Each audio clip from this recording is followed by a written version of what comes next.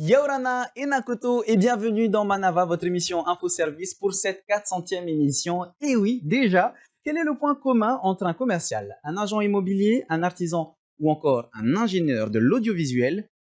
Ils peuvent être salariés, mais aussi et surtout patentés. C'est ce qui nous intéresse aujourd'hui avec nos invités. Nous allons en parler. On commence par Andrea Kinowski, chef du pôle entreprise de la CCISM. Yarana.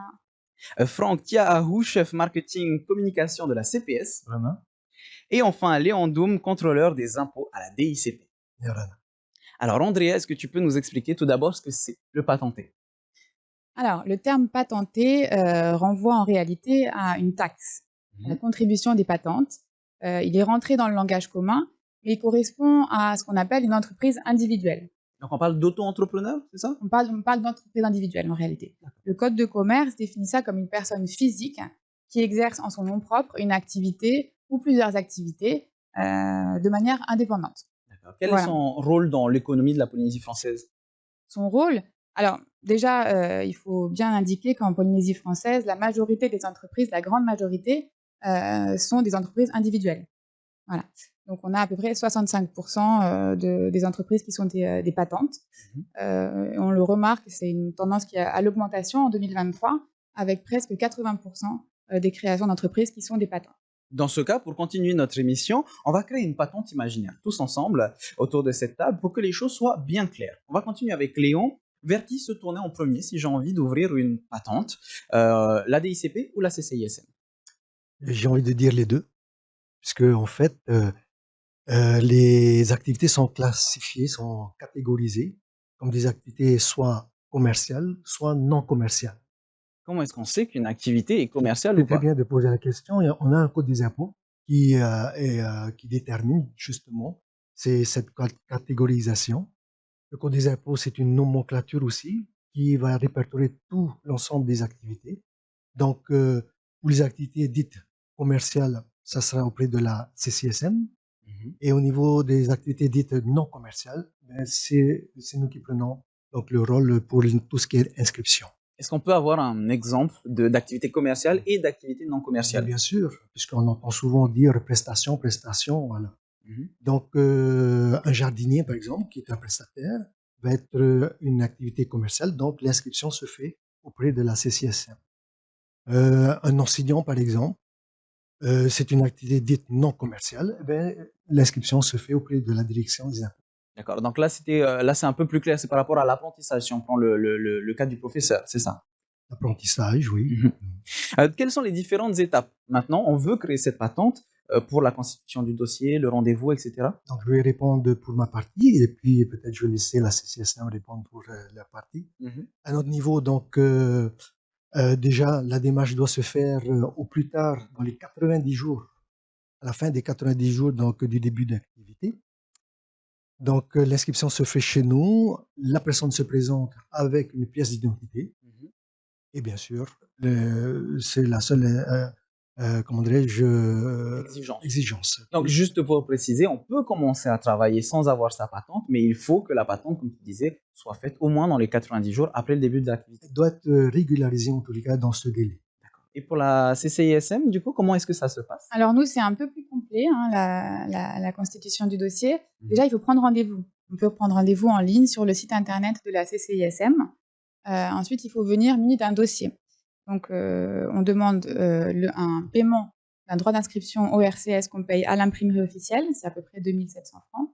On demande également donc, la pièce d'identité avec une déclaration sur l'honneur de non-condamnation et de filiation.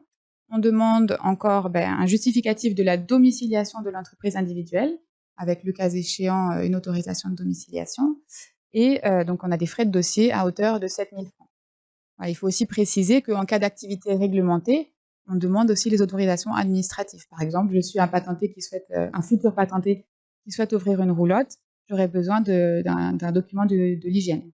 D'accord. Voilà. Quand on parle de M1, de CABIS, qu'est-ce que c'est finalement? Alors, en fait, le circuit de la création d'entreprise est le suivant. Donc, les déclarants viennent pour les activités commerciales à la CCISM, qui constitue en réalité un intermédiaire entre les déclarants et le registre du commerce qui procède à l'immatriculation de manière formelle et qui crée l'extrait CABIS. D'accord. Okay, donc, les déclarants viennent chez nous, Ils nous fournissent le dossier. Ensuite, on produit un P1. Pour les patentés, c'est un P1, personne physique. Pour les entreprises, pour les sociétés commerciales, c'est un M1. Et ensuite, on transmet ce dossier au RCS.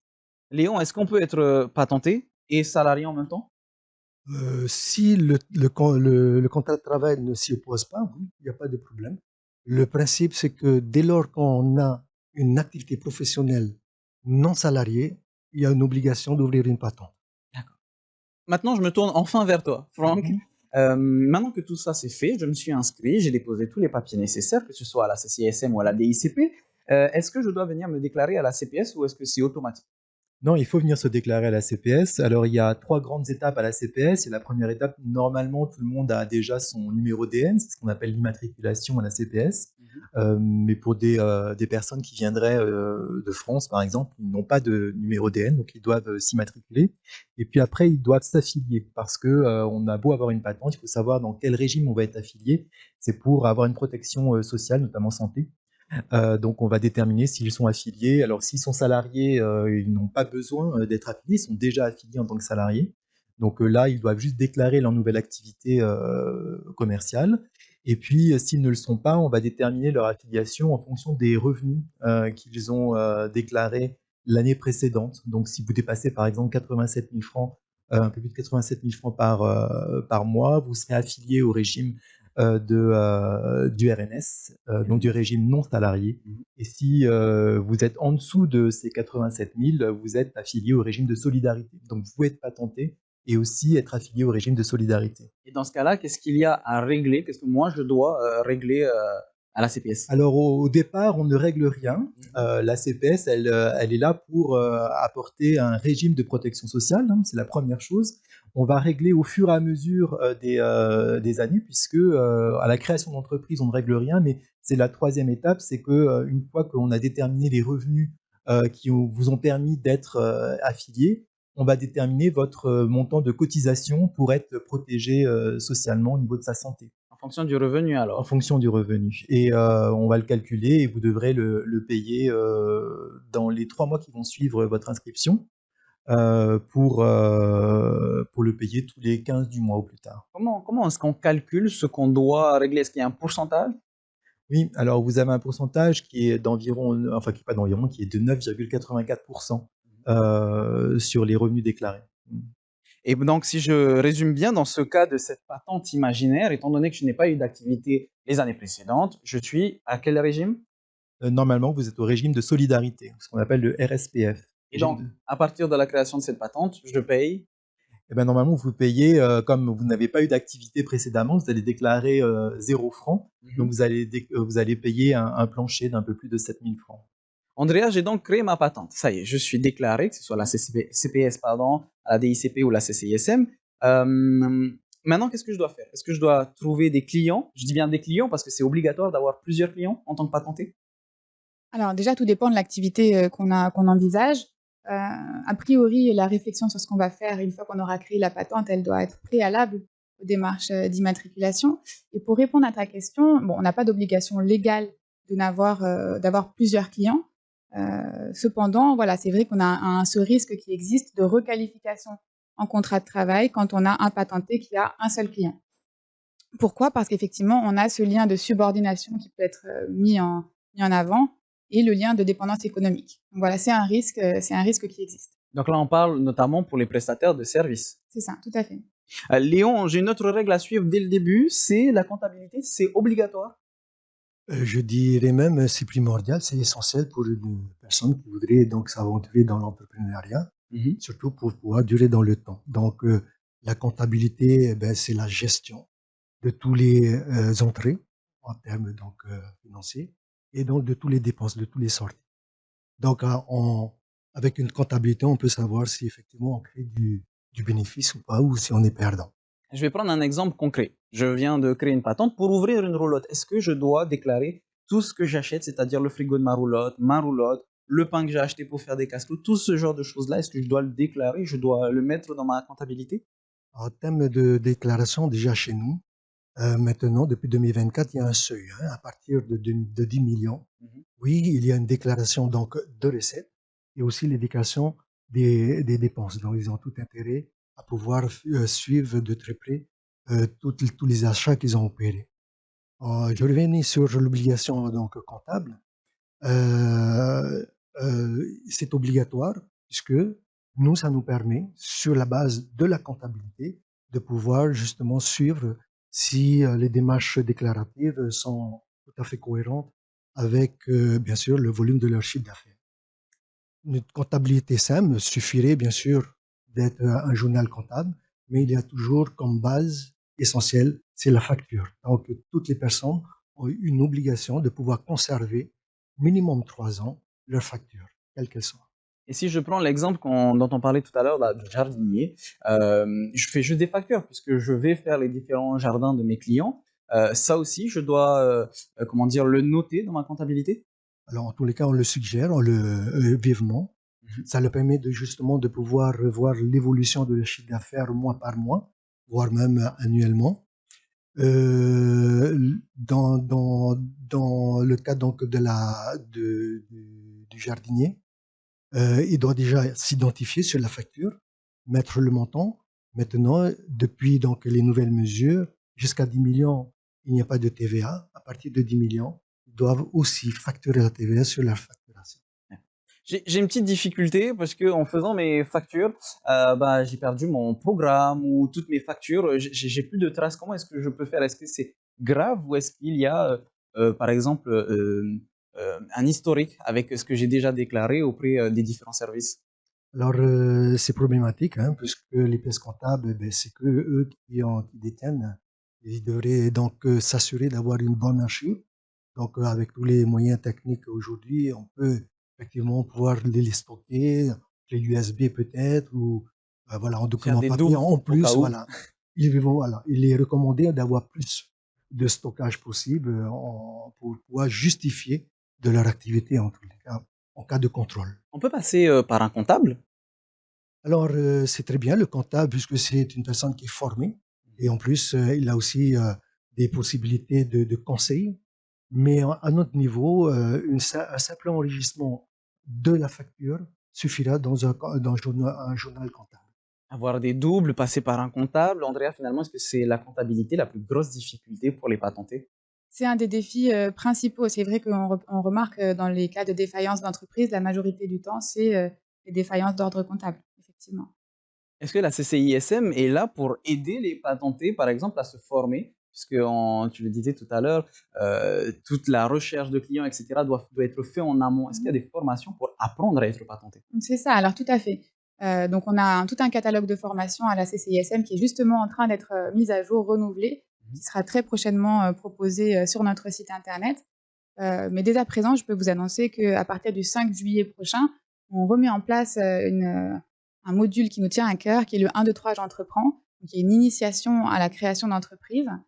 Ça se fait sur une matinée, c'est en petit comité, pour qu'on puisse avoir des échanges et donc l'objet de cette initiation, c'est justement d'appréhender les différents aspects donc de la création de l'entreprise, le business plan, l'immatriculation et la vie sociale et fiscale de l'entreprise par la suite. Pour nos téléspectateurs qui seraient intéressés, c'est payant? Il faut que je puisse C'est m'inscrire? gratuit, c'est ouvert à tous. On peut s'inscrire, en contactant directement la CCISM, mais voilà, il y a des places limitées puisqu'on tient justement à ce que ça se fasse en petit comité pour favoriser les interactions. Et Léon, on parlait de formation, j'ai vu que tu voulais réagir. Oui, je voulais compléter, hein, lorsque je disais un journal comptable, tout ce qui est basique, c'est surtout, ça s'adresse aux très petites entreprises. Dès lors qu'on va dépasser un certain seuil de chiffre d'affaires, 10 millions en tous les cas, on devra justifier. Donc, il est fortement conseillé de se rapprocher d'un comptable ou un expert comptable. On en parlera un petit peu plus tard. Franck, je reviens vers toi. J'ai ma patente, j'ai mes clients, mon activité fonctionne, j'ai ma comptabilité, même si c'est un peu compliqué. Je cotise pour ma santé avec la CPS, mais qu'en est-il de la retraite? Alors, il existe, quand on est patenté, une cotisation à la retraite, elle est volontaire. C'est-à-dire qu'on doit faire la demande de vouloir y cotiser. Elle n'est pas obligatoire comme c'est le cas pour les salariés. Donc, on fait une demande auprès de la CPS et la CPS enregistre cette demande et vous cotisez à la retraite tous les mois, uniquement sur la tranche A, c'est-à-dire sur la déclaration de revenus jusqu'au maximum du montant de la tranche A. C'est pareil en pourcentage? Oui, c'est pareil en pourcentage, on est à environ 24 un peu plus de 24% par rapport au montant de revenus déclarés. Andrea, est-ce que la retraite fait partie des difficultés que les entrepreneurs, les patentés, pardon, ont lors de leur création? Ils ont surtout des questions effectivement sur le statut voilà, de patenté et de retraité. C'est plutôt ça. C'est pas une problématique en soi, c'est plutôt le fait d'avoir de l'information. Et qu'en est-il, Franck, je reviens vers toi, des obligations concernant la santé de travail? Est-ce que j'ai une obligation en tant que patenté sur la santé du travail? Alors, on a une obligation en Polynésie d'être affilié pour être protégé au niveau de sa santé.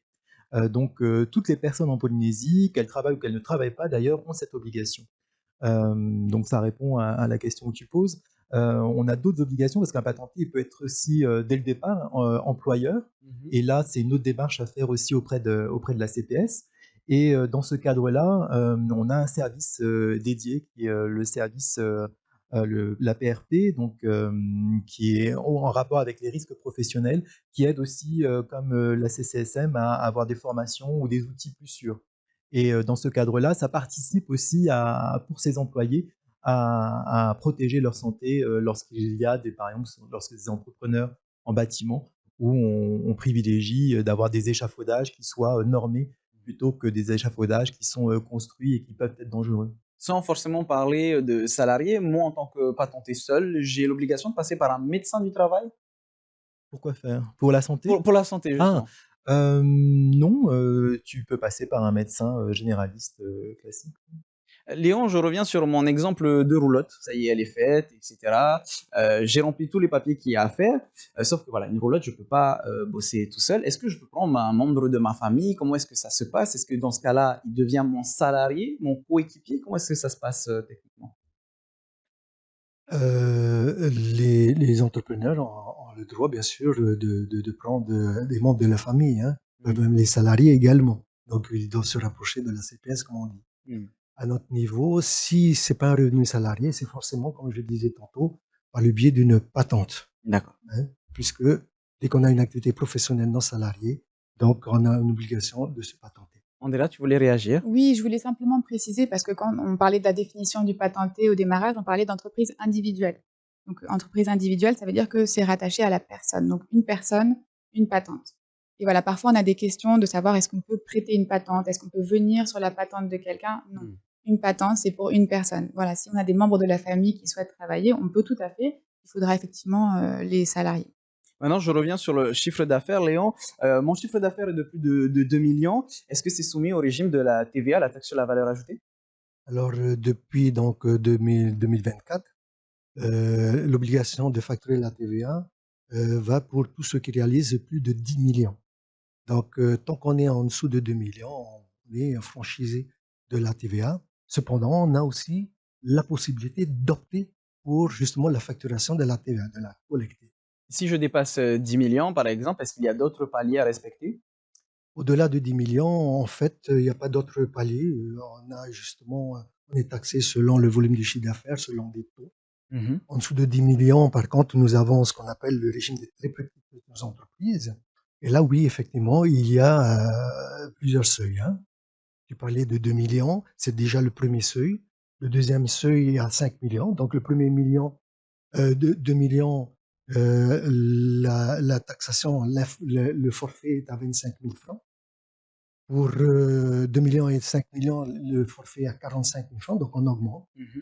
Et depuis 2024, donc, on a un forfait qui va jusqu'à 7,5 millions pour 110 000 francs et jusqu'à 10 millions pour 200 000 francs. Donc, il faut que je puisse prévenir à partir du moment où j'ai, par exemple, 2 millions et 1 franc. Il faut que je le prévienne que j'ai dépassé ce palier. Et ils ont 30 jours pour le déclarer. D'accord. Oui, Andrea, tu voulais réagir aussi. Oui, simplement pour un peu aller dans le sens de ce que je te disais, c'est-à-dire que le statut de patenté en Polynésie française est très attractif. C'est la raison pour laquelle il est majoritaire, notamment parce que ce régime TPE existe. Donc, on a ces différents seuils. Et on a aussi, je laisserai peut-être mon collègue s'exprimer là-dessus, mais 3 premières années qui font l'objet d'une exonération pour les patentés Donc, en cas de nouvelle activité. TPE, très petites entreprises, tu voulais réagir, Léon, par rapport à la notion donc de nouvelle entreprise, hein, puisqu'on a toute entreprise ou même les sociétés morales. Hein, dès lors qu'ils vont démarrer une activité, ils créent une entreprise. Ce sont les 2 critères à prendre en compte pour bénéficier de 3 ans d'exonération totale. Il y a d'autres choses que je dois régler à la DICP, un impôt sur la société, une patente, etc. Oui, bien sûr. La patente, ce n'est qu'une contribution. Après, il y a la taxation justement du chiffre d'affaires, et notamment, bien sûr, pour les sociétés, on va parler donc de taxation du bénéfice. Franck, pour la CPS, est-ce qu'il y a des aides fiscales disponibles? Des aides Des aides, fiscales, pardon. oui, des aides, de manière générale, c'est ce que je disais tout à l'heure, hein, tout ce qui est aide sur les risques professionnels quand vous êtes un patenté avec des employés, donc des formations, des outils, etc. Donc oui, ça existe. Et il y a aussi une autre aide, c'est un appel à projet que l'on fait à la CPS tous les ans, en début d'année, où on détermine une thématique et on aide financièrement les personnes à pouvoir lancer leur projet. On peut avoir des aides familiales, par exemple, aussi? Ah oui, alors là, c'est autre chose. On peut avoir des aides familiales, qu'on soit patenté ou pas, hein, d'ailleurs, à la CPS. C'est un autre volet de la CPS. En effet, sur l'aide à la cantine, par exemple, pour les enfants, etc. Donc ça dépend vraiment des cas et je suppose que c'est calculé aussi en fonction des différents cas. Exactement, ça dépend de vos revenus familiaux et de votre régime. Je vois encore, Andrea, tu voulais encore réagir? Non, c'est simplement sur les aides financières à la création d'entreprise, parce qu'on a la chance ici en Polynésie française de pouvoir bénéficier d'un grand nombre d'aides. Donc, on a différents interlocuteurs pour ce faire. Nous pouvons renseigner sur les différentes aides sans pouvoir monter les dossiers, mais voilà, on a différents interlocuteurs tels que la DGAE qui propose des aides à l'équipement pour les petites entreprises. On a aussi le CEFI qui propose l'ICRA, qui est aussi une aide très sollicitée. On a la DGEN, voilà, on a pas mal d'acteurs. Voilà, on peut renseigner sur ces différentes aides à la CCISM. Donc on vient directement vous contacter. Il faut prendre rendez-vous sur le site internet de la CCISM. Aujourd'hui, on a d'ailleurs des services, comme tu viens de dire, un petit peu dématérialisés, comme ceux de la CPS. Léon, est-ce qu'on peut parler de vos services, pardon, dématérialisés? Je vais y arriver. Ah, merci justement hein, d'évoquer notre plateforme, puisque c'est mesimpôts.gov.pf qui a justement la vocation de pouvoir faciliter l'approche de la DICP à distance. Donc là, on peut déclarer la TVA, on peut déclarer sa CST, salarié, on peut communiquer avec et surtout, on peut avoir sa situation. Donc, pour savoir à quel impôt, quels sont les impôts qui ne sont pas encore accomplis ou réglés. Voilà. Pareil pour la CPS? Oui, on a cette chance à la CPS. Je pense qu'on a créé le premier espace en ligne avec Reva, qui était l'espace en ligne des employeurs. Donc, un patenté peut être employeur. Et du coup, le patenté peut peut faire ses déclarations à l'embauche sur Reva. Il peut faire ses déclarations de main-d'œuvre sur Reva, donc déclarer ses salariés. Et puis, un patenté qui ne serait pas employeur doit tous les ans, avant le 31 mars de chaque année, il doit déclarer ses revenus. Et ça aussi, il peut le faire en ligne. Et là, il le fait sur son espace Tatou. Donc, on a créé déjà ces deux espaces en ligne depuis plusieurs années pour que ce soit facilité pour le patenté et qu'il n'ait pas à se déplacer. Et d'ailleurs, on peut tout régler sur les différents sites de la CPS? Et on peut régler, oui, c'est CPS Pay, merci de le préciser. En effet, on peut régler, ça passe via PZEN. On règle ses cotisations aussi en ligne. Et on en a déjà un petit peu parlé, mais on va rentrer dans les détails. Il y a aussi le site de la CCISM sur lequel on peut régler ce qu'on a besoin pour notre patente. Alors, régler, non. Mais en tout cas, on a toutes les informations nécessaires pour la création d'entreprise, toute la liste des pièces à fournir, les différentes prestations qu'on propose, les différentes informations pour la création d'entreprise. Tout est là. Donc, on le précise, il y a le site donc, de la CPS, on vient de le dire, la cps.pf, le site de la CCISM, www.ccism.pf, et enfin, le site de la DICP, dicp.pf et mesimpôts.gov.pf. Et on n'oublie pas, bien sûr, le 5 juillet, on le rappelle, 1, 2, 3. J'entreprends. Donc, à se renseigner directement sur le site de la CCISM. C'est ça.